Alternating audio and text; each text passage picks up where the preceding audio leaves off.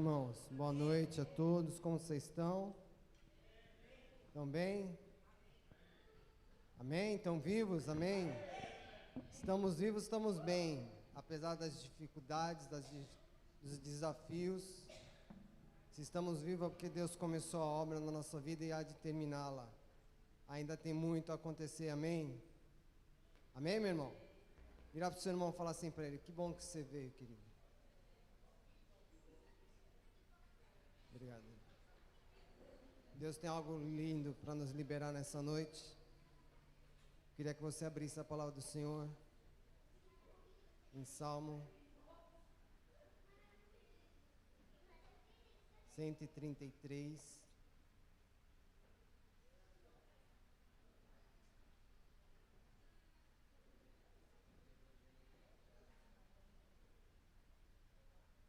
Salmos 133.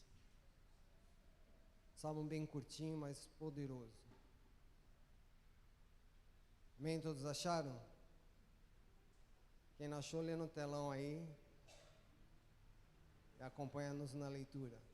Como é bom e agradável quando os irmãos vivem em união, pois a união é preciosa como o óleo da unção que era derramado sobre a cabeça de Arão e descia por sua barba até a bainha de suas vestes, e revigorante como o orvalho do monte Hermon que desce sobre as montes de Sião. Ali o Senhor pronuncia a sua bênção e dá vida para sempre. Amém. Vamos orar rapidinho. Deus, nessa noite nós oramos ao Senhor, pedimos a tua graça, Pai, pedimos a tua sabedoria, teu entendimento, possamos entender aquilo que o Senhor tem para nos liberar nessa noite, possamos receber, Pai, colocar em terra fértil e aplicar em nossas vidas. Em nome de Jesus, amém. Apesar do texto falar sobre união, eu estava lendo e orando a Deus, Deus me trouxe uma outra perspectiva acerca desse texto. Eu queria compartilhar com você nessa noite. Nesse salmo Deus fala de união, mas gostaria de extrair um outro entendimento. Queria falar sobre o mesmo poder de Jesus. Então, para isso nós vou começar estabelecendo algumas bases para a gente chegar no cerne da ministração. Aqui diz que a união, ela é como a unção que é derramada sobre a cabeça de Arão. E aí precisamos primeiro entender quem era Arão. Arão, segundo a palavra de Deus em Êxodo 4,14, era irmão de Moisés, irmão de Miriam. Moisés, se nós que somos leitores da Bíblia, já temos sabemos quem é, mas você que não leu a Bíblia ainda ou não viu nenhuma novela da Record, Moisés foi aquele que tirou o povo do Egito, foi o libertador do povo da escravidão do Egito, que passou lá no deserto, viveu as 10 pragas do Egito, passou no deserto. E Arão era irmão desse personagem, Moisés. E o que acontece? Quando Moisés viu Arão, ouviu a sarça ardente no monte que ela pegava fogo e não consumia, Deus chamou Moisés para um chamado de libertação do povo. Só que Moisés criou resistência a Deus. Falava que ele era apesar de língua, que ele não era ninguém. Como nós costumamos fazer, amém? Quando Deus nos chama, nós criamos resistências. Falamos: Deus, quem sou eu na fila do pão? Senhor, eu sou pesado de língua, Senhor, eu não sei falar nada. Mas Deus não tirou o chamado de Moisés, mas acrescentou Arão, o seu irmão. Falou: então vamos fazer o seguinte, Moisés. Seu irmão é um homem com uma boa oratória, um homem que sabe se comunicar bem, já que você está falando que não consegue se comunicar. Pega seu irmão, leva ele com você, mas eu vou falar com você, você vai falar com seu irmão vai falar com o faraó. Vê que dificuldade Moisés criou, hein? Mas nesse interim, aconteceu as 10 pragas, daí Arão e Moisés seguiram para o deserto, daí Moisés recebe as leis lá no Monte Sinai. E aí ele institui, das 12 tribos de Israel, ele institui uma tribo que seria a tribo levítica, a tribo sacerdotal, a tribo que viveria só para servir o Senhor, a tribo que viveria só para sacrificar ao Senhor, para carregar a arca, para carregar os utensílios do tabernáculo, para montar e desmontar, fazer toda a manutenção. Então essa tribo não trabalharia. E aí seriam instituídos sacerdotes, levitas e o sumo sacerdote, que foi Arão, que Deus levantou como sumo sacerdote.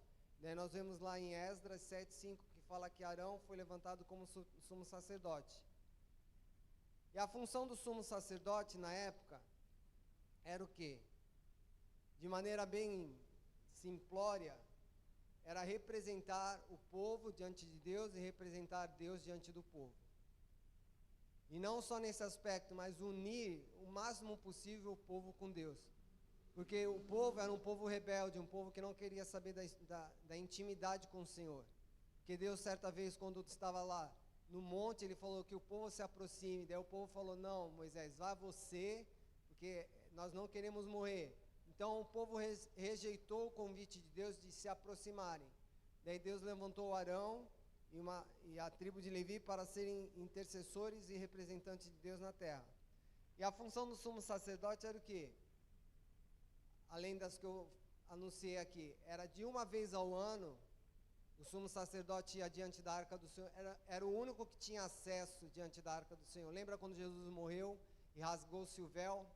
Aquele véu que rasgou-se fazia a separação entre uma área, que chamava-se santo, e do santíssimo lugar, e aquele no tabernáculo. Depois a gente pode estudar sobre o tabernáculo aqui. Era tipo um acampamento e tinha uma tenda com duas divisões, uma era chamada santo lugar e a outra santíssimo lugar. E havia um véu que separava esse lugar. E lá no santíssimo lugar só entrava o sumo sacerdote uma vez ao ano. Para quê? Para oferecer sacrifício pelo povo, para que Deus pudesse perdoar o povo e o povo ter mais um ano de perdão. Então imagine você, vamos pegar uma data, toda virada de ano o sumo sacerdote vai diante da Arca da Aliança, oferecer sacrifícios a Deus, para que Deus perdoasse o povo por mais um ano. E ele não só levava sacrifício diante de Deus pelo povo, mas levava por sua vida, porque ele tinha que estar impecável, senão, se ele tivesse em pecado, ele morreria ali diante da santidade de Deus. E hoje, nosso sumo sacerdote é Jesus. Amém? Porque Jesus fez o mesmo processo. Jesus era o Cordeiro Pascual, Cordeiro imolado na cruz do Calvário. Jesus foi diante do Senhor e apresentou-se, se ofereceu como oferta pelo sacrifício vivo. Nós vemos isso aqui em Hebreus 6:20. Vamos lá.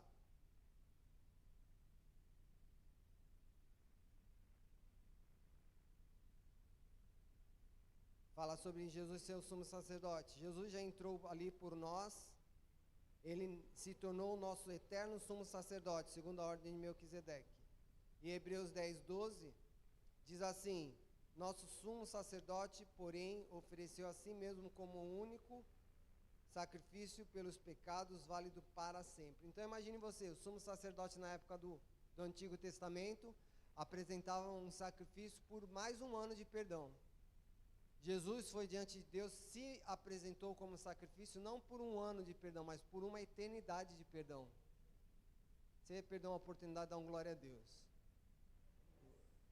Jesus se apresentou diante de Deus como sacrifício vivo na morte, na cruz do Calvário ele morreu a nossa morte, foi imolado como sacrifício vivo para nós termos não um ano de perdão, mas uma eternidade de perdão.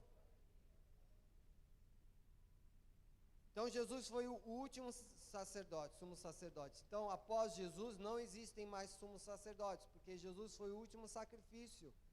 O sacrifício de Jesus na cruz do Calvário é válido por toda a eternidade. Então por isso que a Bíblia fala lá, filhinhos, não pequeis, mas se pecarem, temos um advogado quem?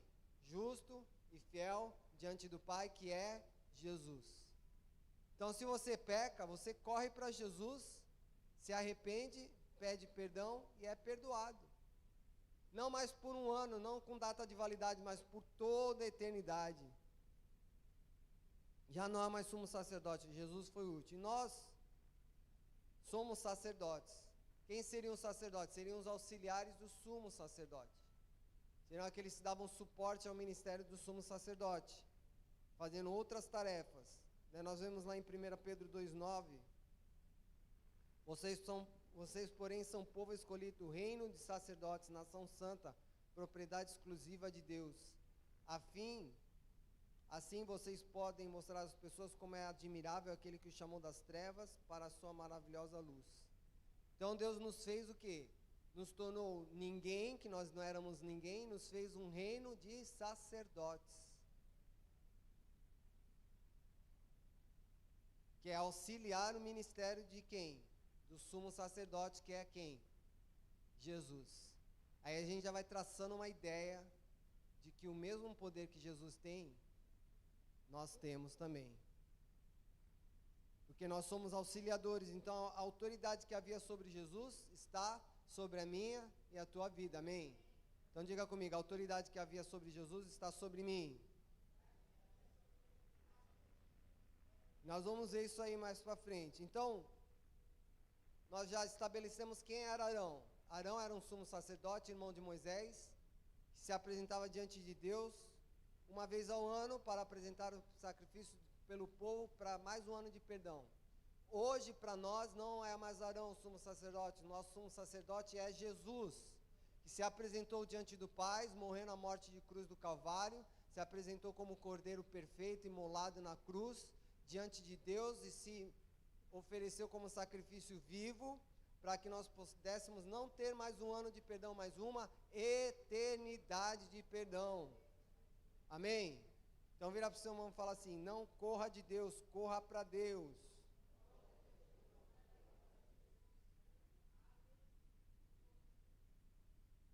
Amém? Porque a tendência nossa quando pecamos é o quê? Correr de Deus como Adão fez.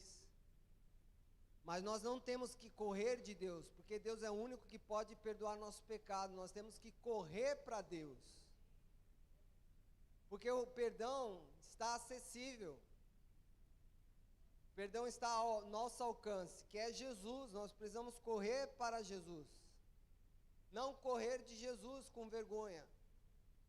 Porque, meu irmão, vamos ser realistas, nós vamos pecar. Enquanto nós estivermos vivos, nós vamos pecar. Essa é uma realidade, é um fato. Nós vamos pecar porque estamos sujeitos a essa ainda influência do pecado. Nós não temos um corpo perfeito como Jesus recebeu após a sua morte, mas Jesus ele era perfeito porque ele buscava o Pai. E nós seremos perfeitos quando buscarmos Jesus. Anularemos a influência do pecado sobre a nossa vida quando nós buscarmos Jesus. Assim como Jesus anulou a influência do pecado porque ele buscava o Pai. Em nome de Jesus. Então não corra de Deus, corra para Deus. Amém? Então a primeira ideia do que eu quero trazer nessa noite está estabelecida. Eu quero estabelecer um outro princípio também, que diz lá que a união é como óleo precioso, o óleo da unção que é derramado sobre a cabeça de Arão. O óleo da unção, a unção com óleo tem alguns significados bíblicos. O primeiro significado que eu quero trazer nessa noite é que ela era usada para consagração e para separação, para um ministério, para um chamado. No Antigo Testamento, reis, sacerdotes e profetas eram ungidos com óleo sobre sua cabeça. Então, lembra de Samuel? Samuel foi lá para ungir um rei, Davi. Veio todos os filhos, não eram nenhum deles. E quando veio Davi, ele derramou óleo sobre a cabeça de Davi, derramou óleo sobre a cabeça de Saul, derramou óleo sobre a cabeça de alguns profetas. Isso simboliza que aquela pessoa estava sendo escolhida, separada e capacitada por Deus para uma missão. Então a unção, o óleo da unção simboliza, tem esse entendimento de capacitação, de preparação, de separação, de liberação de alguém para uma função. Outro aspecto do óleo da unção, sinal de honra, alegria e hospitalidade. Ungir com óleo perfumado era um gesto de hospitalidade e honra a um convidado. Daí a gente tem aquela passagem que a gente entende essa visão, que Jesus entrou na casa, veio a mulher com um vaso de alabastro, quebrou, derramou sobre os pés de Jesus, e Jesus falou, e veio lá a pessoa chiar, falar, Jesus, que é isso, está doido? está deixando essa mulher fazer isso, que isso aí podia ter vendido. Ele falou o quê? Eu entrei na sua casa, você não me ungiu com óleo, não ungiu minha cabeça com óleo, ela veio com esse perfume e ungiu meus pés. Então, serve também para esse aspecto de hospitalidade, de bênção. Outro aspecto, proteção e bênção divina. O óleo da unção representa a unção do Espírito Santo. Quando a cabeça era ungida, significava receber força, direção e bênção de Deus. Então era outro aspecto. Daí temos Salmos 92:10 que fala sobre isso, sobre um banquete, derramar o óleo. Então tinha esse aspecto de bênção, de proteção. Outro aspecto aqui, cuidado e cura. O óleo tinha também uso medicinal. Assim, ungir poderia indicar cuidado físico e espiritual. Daí temos o versículo lá no Novo Testamento que fala: está alguém entre vós enfermo, chama os presbíteros, ele com o óleo, com a oração de fé e com o óleo ungirá e você será curado. Então, o óleo também tinha essa característica de quê? De cuidado, de cura. Quando as pessoas estavam enfermas, era colocado óleo sobre as feridas, era orado por elas, e elas recebiam a cura. E Jesus também foi ungido. Certa vez ele foi no tabernáculo, Jesus abriu o livro do tabernáculo e caiu em Isaías 61. E ele diz o que? Lá em Lucas 4:18-21, diz assim: o Espírito do Senhor está sobre mim, pois ele me ungiu para trazer as boas novas aos pobres. Ele me enviou para anunciar que os cativos serão soltos, os cegos verão, os oprimidos serão libertos, e que é chegado o tempo do favor do Senhor. Hoje se cumprem as escrituras que vocês acabaram de ouvir. Então Jesus estava falando sobre ele ter sido ungido para uma situação, foi ungido para algo. A unção que Deus libera sobre a minha e a tua vida é uma capacitação para alguma coisa, não é um empoderamento somente, para você sentir forte, sentir feliz, sentir pleno. A unção que Deus libera é uma capacitação para nós executarmos algo, é uma preparação, é uma autorização para nós irmos e executarmos uma tarefa.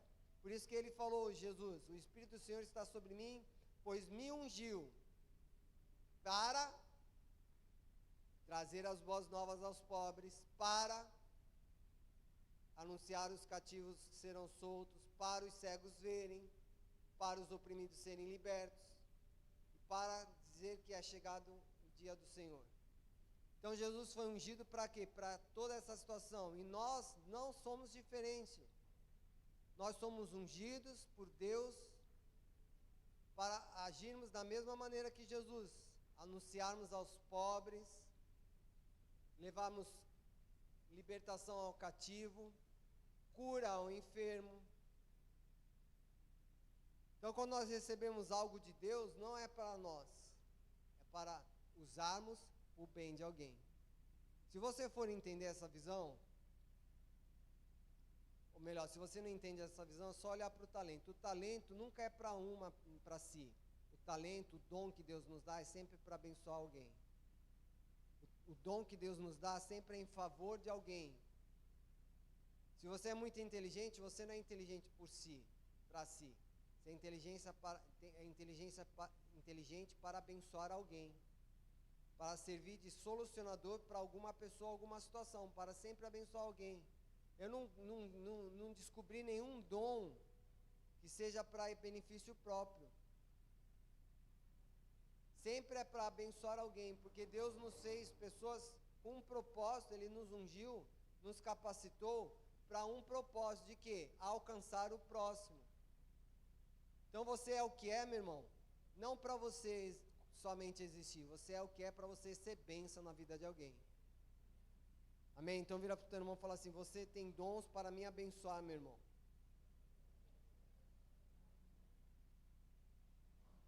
Amém? Você tem dom para abençoar, então execute o seu dom, use o seu dom.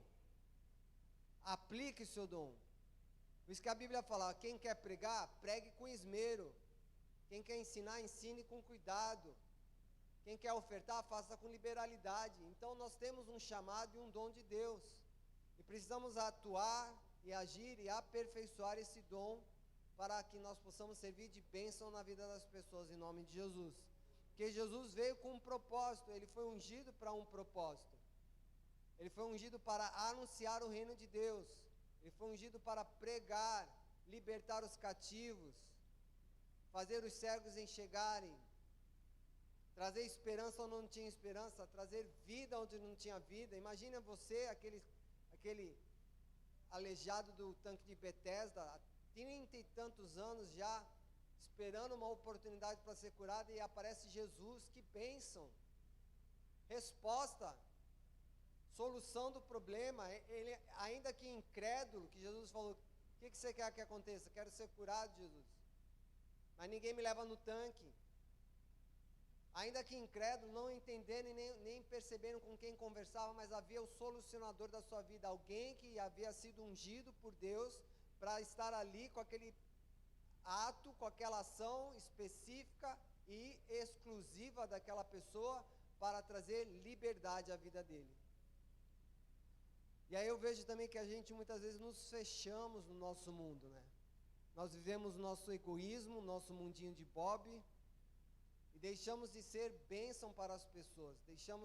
Fechamos a porta da nossa vida e não deixamos ninguém entrar, e nós nem saímos para isso também, para ver a necessidade do irmão. Eu quero que você nessa noite tome uma decisão e uma postura, em nome de Jesus. Eu lanço um desafio na nossa vida. Ore ao Senhor nessa semana. Fala, Deus, o Senhor me ungiu para abençoar. Então ore ao Senhor e peça uma pessoa que você possa abençoar.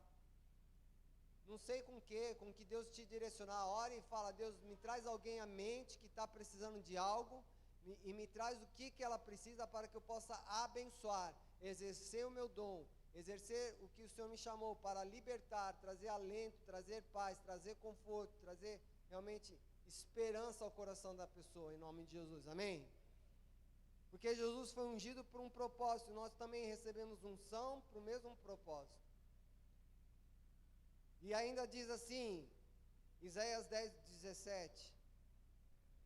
27, acontecerá naquele dia que a sua carga será tirada do seu ombro, e o seu jugo será do seu pescoço, e o jugo será despedaçado por cada unção. Então a unção tem a capacidade de quê? Quebrar jugos, quebrar cadeias, quebrar grilhões.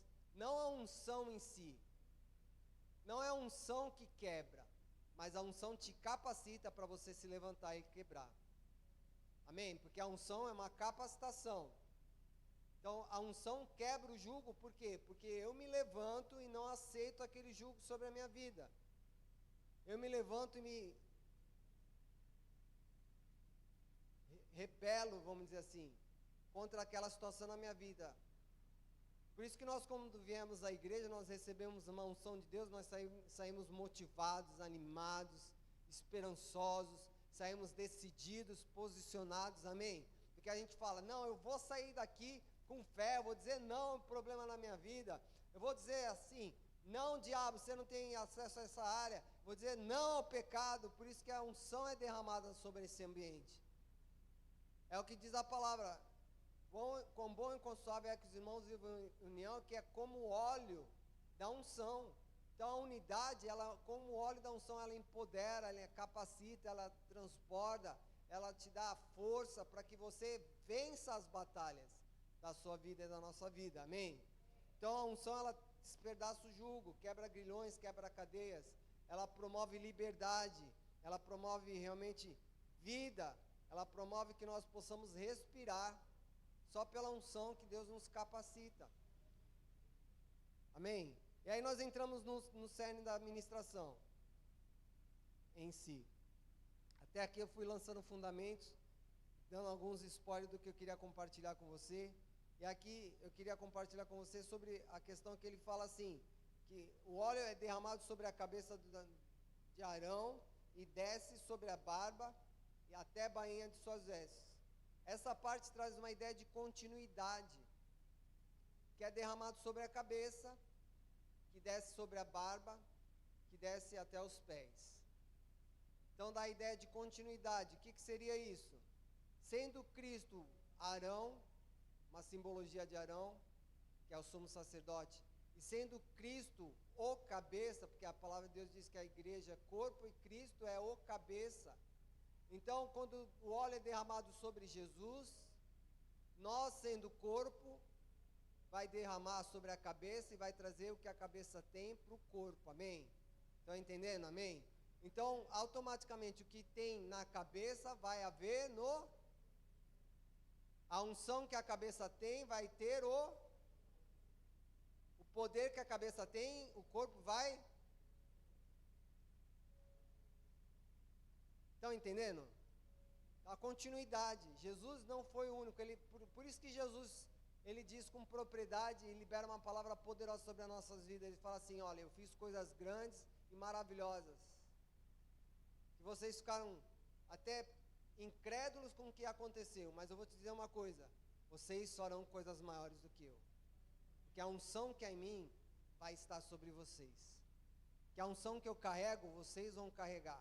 O poder que há em mim vai estar sobre vocês. Porque pelo meu nome, vocês orarão e acontecerão.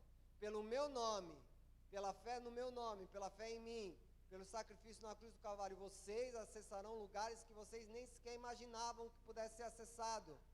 Vocês farão coisas muito mais poderosas e maiores. Porque a unção que é derramada sobre a cabeça, ela parte para o corpo e também é tocada no corpo. Então, o mesmo óleo que Jesus recebeu de Deus, a mesma unção que Jesus recebeu de Deus, a mesma capacitação que Jesus recebeu de Deus, o mesmo poder que Jesus recebeu de Deus, nos é entregue agora em nome de Jesus. Nos é outorgado em nome de Jesus, nos é liberado em nome de Jesus. E que poder seria esse? Vão algumas características desse poder, porque a gente fala de poder, parece negócio de magia, não é nada a ver com isso. É muito mais profundo e muito mais maravilhoso. Que poder seria esse? Não ter dano na vida, não ter nada que aconteça de mal com você. Lucas 10:19 diz assim, eu lhes dei autoridade, vamos mudar a palavra, eu ungi eles, para pisarem sobre cobras e escorpiões, e sobre todo o poder do inimigo. Nada lhes causará dano, nada lhes causará dano, é o poder que carrega você e eu. Nada vai causar dano. Pastor, mas eu fui prejudicado. Todas as coisas cooperam para o bem daqueles que amam a Deus e caminham segundo o seu propósito. Então nada causa dano, pode parecer que cause dano, mas não causa dano. Que a nossa vida não é aqui, amém? Os cristãos na arena de Roma, lá na arena romana, morreram, perdendo a sua vida, aparentemente estava causando dano. Mas cada morte que havia na arena, 10, 20, 30 se convertiam na arquibancada. Então não tinha dano, tinha progresso, tinha vida abundando, tinha louvor, tinha adoração ali, tinha os céus abertos, Deus recebendo os mortos, os mártires, mas as pessoas se converteram não entendendo porque eles estavam alegres e felizes, porque estavam morrendo. Como é possível isso? Por quê? Porque eles entendiam que nada lhes causaria dano. A morte nossa aqui é nada diante da vida que teremos com Jesus na eternidade. Então o sofrimento que nós podemos aparentemente passar aqui é nada diante da cruz do Calvário. Diante do que Deus sofreu, Jesus sofreu na cruz, diante do que nós vamos viver na eternidade, uma vida sem o toque da maldade, sem dor, sem ranger de dentes, sem enfermidades, sem conta para pagar, glória a Deus, amém? Essa é melhor, Por quê? Porque aqui, como diz Paulo, é uma leve e momentânea tribulação. É leve, é momentânea, e ela nos traz um peso de glória. Que Deus se manifesta nessa situação. Deus se manifesta com provisão, Deus se manifesta com vida, Deus se manifesta com libertação, Deus se manifesta com livramento, Deus se manifesta com milagre, Deus se manifesta com cura. Essa leve e momentânea tribulação é um peso nas nossas vidas de glória. Glória a Deus, aleluia!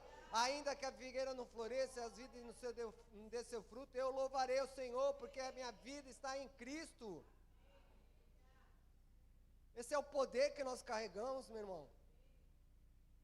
Para de choramingar, vamos parar de choramingar. Ah, não tenho, está me doendo, está doendo, mas vai sair em nome de Jesus, vai ser curado em nome de Jesus. Ainda que dou glória a Deus, por mais que eu pisem no meu pé, eu dou glória a Deus, por mais que me persigam, eu dou glória a Deus. Amém? Mas outro poder que também vai libertar pessoas, boa comunicação, olha que lindo. Marcos 16, 17 diz assim: os seguintes sinais acompanharão aqueles que creem. Em meu nome expulsarão demônios, falarão em novas línguas. Então você tem o poder de libertar alguém, não que você tenha um poder em si, mas você no Senhor tem esse poder. Porque os sinais seguirão aos que creem. Se você crê no Senhor Jesus, se você crê na sua palavra, se você não é um seguidor, mas um discípulo, esse sinal seguirá você. Está endemoniado, em nome de Jesus te repreendo. Está amarrado. Sai dessa vida. E alguém vem com a vida amarrada para você, você liberta a pessoa em nome de Jesus, traz uma palavra de vida, traz a esperança para o coração dela, ora por ela, ela sai dali leve, livre, solta, em nome de Jesus. E não só nisso, mas também falar novas línguas, não é só línguas espirituais, mas línguas humanas também. Já ouvi testemunho de pessoas que nunca falaram um idioma e Deus vinha se apoderar da pessoa, ungir a pessoa, capacitar a pessoa começar a falar um idioma que ela nunca falou na vida. Por quê? Porque Deus não tem limitação, Ele tem uma boa comunicação. Quando Deus quer usar, Ele usa para se comunicar bem, porque foi Deus que dividiu as línguas, Deus pode unir as línguas de novo. Eu acho legal que eu vivi uma experiência humana, não foi espiritual, mas é bem interessante. Eu estava na base eu passei um tempo em missões, eu estava numa base na Bolívia, e lá o pessoal falava espanhol. Só que como é muito próximo o idioma, e eles tinham muito contato com os brasileiros falavam português, e os bolivianos falavam espanhol, e nós nos entendíamos. Eu falava, oxe, está parecendo um Pentecoste aqui. Então, cada um falando no seu idioma e todo mundo se entende. Porque é bem isso, quando Deus nos dá capacitação, nos unge nesse aspecto, nos proporciona essa realidade, você pode falar o que for, as pessoas vão entender. Você pode falar novas línguas, língua de anjos, língua americana, inglês, em francês, espanhol, japonês, sem você nunca jamais ter um contato sequer, porque se Deus quer te usar, Ele vai te usar. Mas esse poder habita em você, o poder de libertar alguém, poder de ter uma boa comunicação. Às vezes nós somos travados na comunicação, então Deus tem condições de abrir a nossa boca, tem condições de nos dar uma fluidez de palavras e ser um bom comunicador em nome de Jesus. Se você não é um bom comunicador, ora a Deus e fala: Deus, sobre a minha boca eu tenho esse poder, eu quero me expressar com clareza, eu quero falar novas línguas, não literalmente talvez, mas falar de maneiras diferentes, trazer uma boa comunicação. Quando eu falar, eu quero que as pessoas me entendam. Quero ser um bom comunicador, para que quando eu pregar o teu evangelho, não haja dúvida, mas haja clareza e autoridade no que eu falar em nome de Jesus. Amém? Outra questão, curar enfermos. O segundo verso, 18, diz assim: colocar as mãos sobre os enfermos e eles serão curados. Aí nós entramos num dilema aqui, porque muitas vezes nós não oramos a Deus, ou melhor, nós não oramos pelos enfermos porque ficamos com medo deles não serem curados. Meu irmão, quem vai curar é Deus. A nossa postura é o quê? Orar. Orar e profetizar a cura, amém? Nós temos que orar pelos enfermos. Tá com dor? Que nem eu costumo fazer aqui na igreja. A pessoa fala: estou com dor, pastor, vem cá, já vamos orar. Orar por cura, já pega o óleo ali, vamos ungir, já repreende a enfermidade, em nome de Jesus, sai daqui curada. Às vezes a pessoa já recebe a cura na hora, às vezes a pessoa vai para casa, vai curando aos poucos, mas ela sai daqui com uma oração, porque é meu papel, o nosso papel é orar pelos enfermos, enfermos físicos, mas enfermos de alma também. Tantas pessoas hoje estão traumatizadas, estão com a alma ferida, estão com mimimi, estão com dores na alma, estão com vergonha, estão com medos, estão com síndromes de pânico, estão enclausuradas dentro de suas casas ou até mesmo dentro do seu psique e não se abrem, não são acessíveis e nem deixam pessoas realmente se chegarem perto para curar. Temos que orar por cura também, por essa mente. Orar, falar, Deus, cura a mente do meu irmão, pensamento maldoso, pensamento pecaminoso, cura a mente do meu irmão, que ele tenha uma mente sadia, cura a emoção do meu irmão, trauma de vida, trauma do passado, experiência negativa, palavras que foram lançadas pelos pais. Também tem que orar por essa cura em nome de Jesus. Não é só a oração da cura física, mas a oração da alma também em nome de Jesus, amém? Mas esse poder há sobre quem? Sobre Jesus, mas há sobre mim e sobre você. Amém? Então vira para o seu irmão e fala assim, você tem um poder, meu irmão. Abra a tua boca e ore. Abra a tua boca e ora. Só abre a boca e ora, não faz mais nada. Abre a boca e ora. Abre a boca e ora, simples. O evangelho é simples, não tem que fazer ritual, falar, Senhor, que nem eu congreguei numa igreja quando era pequeno, e aí o pessoal quando orava, tinha um rito de passagem, né, quase, para chegar à oração. Eles falavam assim, Altíssimo Senhor, bendito Pai, Salvador Jesus Cristo Nazareno. Era quase um mantra, todo mundo falava isso. Eu achava interessante, falava, Deus é um quê? Um rito de passagem? É um mantra? Que parece uma chave que abre a oração, mas não tem que ter palavras rebuscadas, tem que ter oração sincera. Ora, fala, Deus, cura meu irmão, cura na alma, cura no físico, ele está com dor de cabeça, cura, ele está com dor no estômago, cura, ele está com dificuldade em tal área, Pai, física, cura na alma, traz sanidade na vida dele, em nome de Jesus, na mente, que ele não tenha medo, mas ele seja liberto, seja curado no trauma, em nome de Jesus, amém? Mas o nosso papel é o quê? Orar. Simples. Tão claro como a água. Nosso papel é orar. Amém? Mas acima disso tudo, Deus nos ungiu para um propósito bem maior e bem mais sublime. Esses propósitos não são menores. Mas Deus nos ungiu para algo bem pontual, que é o quê? Ser testemunha de Cristo. Atos 1:8 diz assim, vocês receberão poder quando o Espírito Santo descer sobre vocês, e serão minhas testemunhas em toda parte. Então Deus nos ungiu, Jesus nos ungiu para quê? Para sermos testemunhas dele, da obra que ele fez, das coisas que ele tem feito, do poder que há nele. Então Jesus te levantou, te ungiu, meu irmão, para você testemunhar da sua grandeza, testemunhar do seu poder. Depois que você testemunha do seu poder, você ora, você liberta, você cura, você proclama a salvação.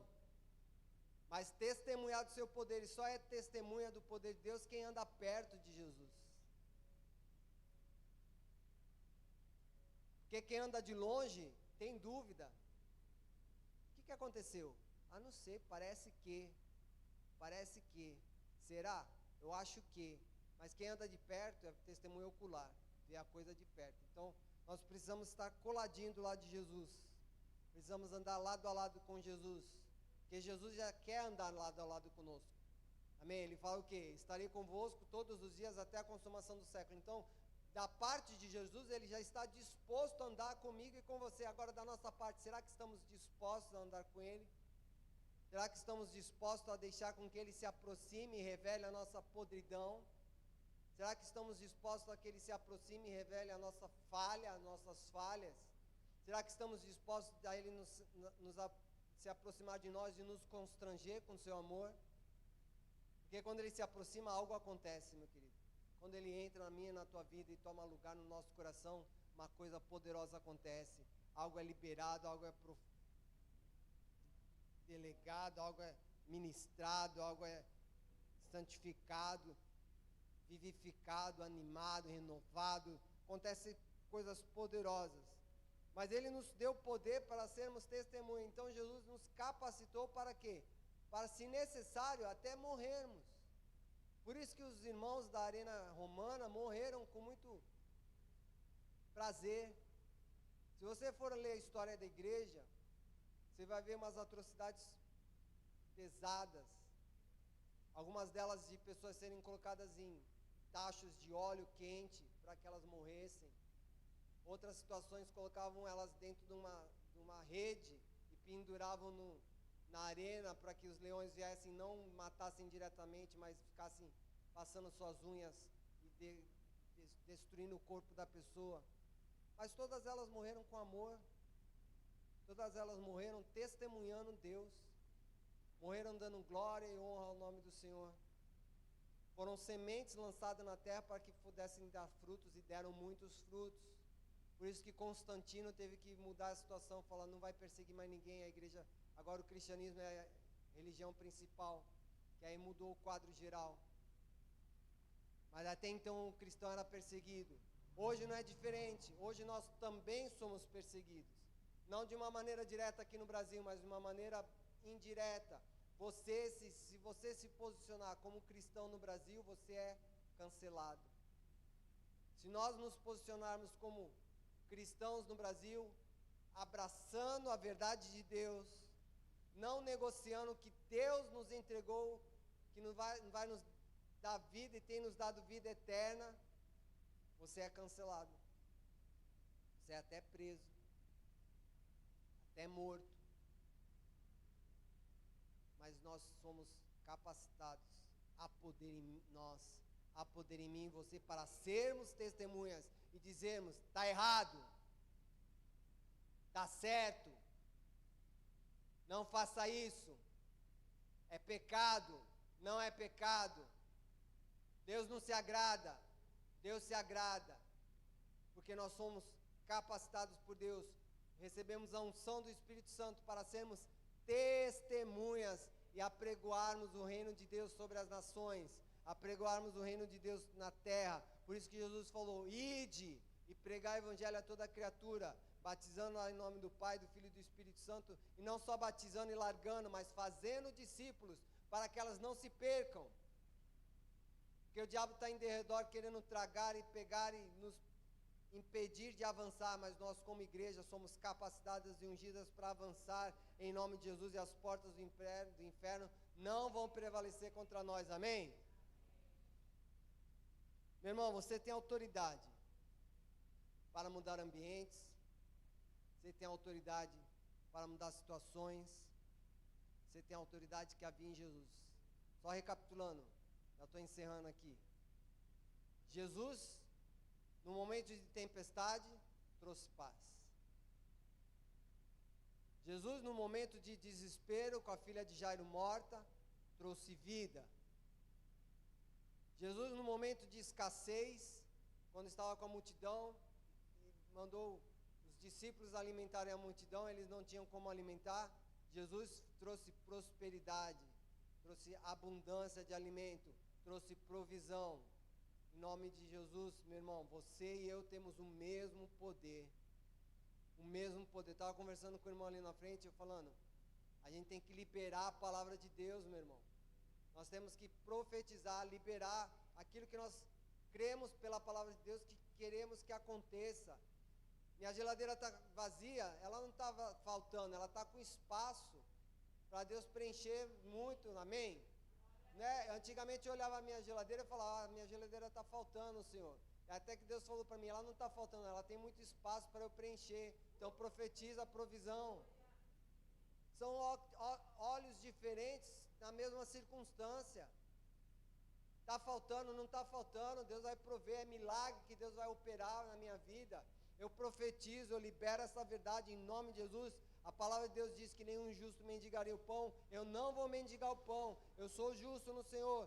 Eu sou justo em Jesus. Eu não vou mendigar o pão. Então Deus vai prover de uma maneira ou de outra. Se não me prover o alimento, Ele vai me tirar fome, mas não vou ficar com fome.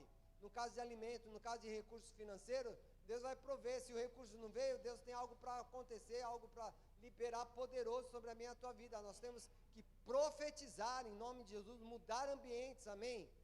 Chegou na igreja, muda o ambiente, sai adorando, celebrando ao Senhor, ungindo esse ambiente com adoração, com louvor, com oração, em casa. Chega em casa, lá está um caos a casa, está todo mundo se pegando no tapa, sai profetizando paz, não sai levantando a mão, repreende Satanás, profetiza paz, entra com a tua paz, invade com a tua paz, em nome de Jesus, vai orando, repreendendo, limitando o espaço da tua vida de ação do diabo. Fala de diabo, até aqui você operou, mas agora eu cheguei.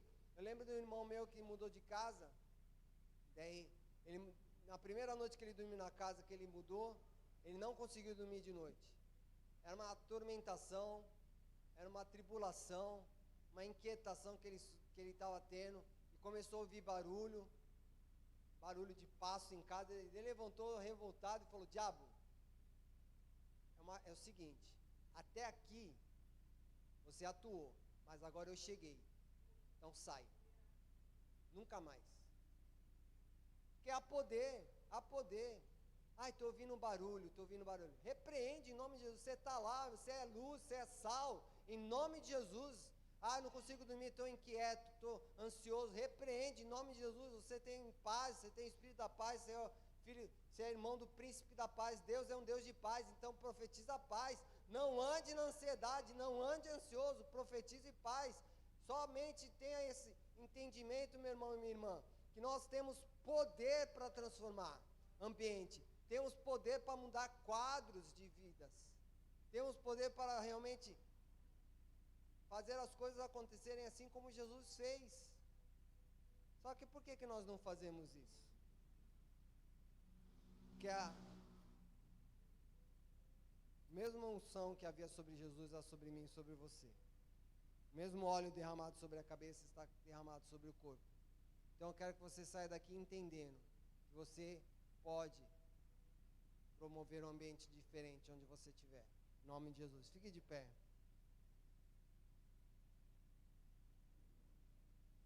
E nesse aspecto de continuidade, Cristo nos deixou esse legado de poder e autoridade. Mas o que nós temos deixado para a próxima geração? Será que temos dado continuidade ao óleo que tem sido derramado sobre o nosso corpo? Ou será que temos decepado o corpo e impedido com que o óleo atinja as outras áreas do nosso corpo?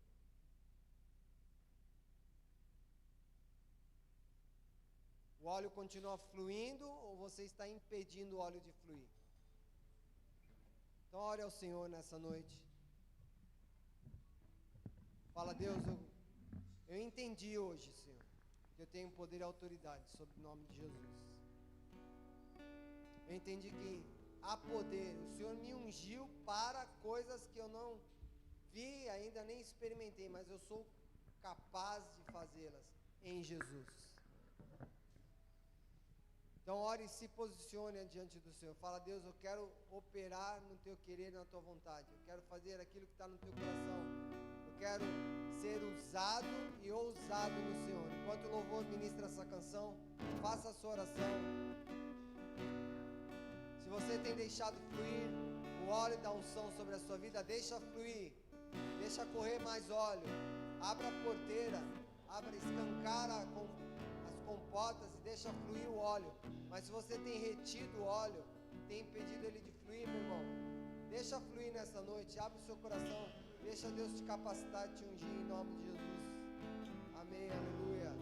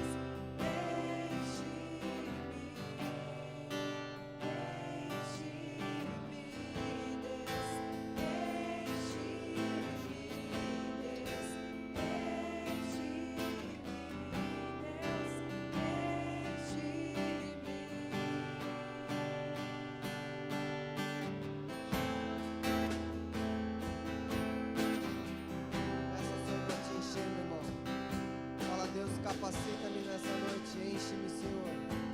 Derrama sobre mim teu óleo, Senhor. Meu cálice venha transbordar, Pai.